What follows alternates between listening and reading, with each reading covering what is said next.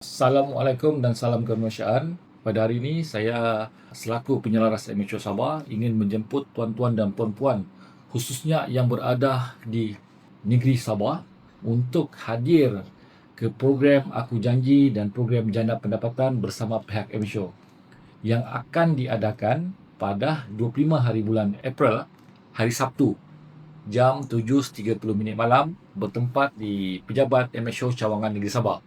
Dalam majlis ini, Setiausaha Swagung Amateur iaitu Datuk Hisham sendiri akan hadir untuk menyampaikan amanat dan menyampaikan taklimat bagaimana tuan-tuan dan puan-puan yang berminat untuk menyertai Amateur boleh bersama-sama dengan Amateur untuk memperjuangkan nasib mereka-mereka yang teraniaya berlandaskan undang-undang.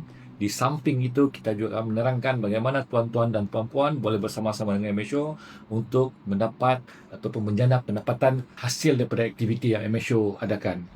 Saya amat berbesar hati untuk menjemput tuan-tuan dan turut berlapang dada agar tuan-tuan dan puan-puan yang mempunyai keinginan ataupun berminat untuk menyertai kami hadir ke majlis tersebut seperti mana yang telah saya maklumkan sebentar tadi.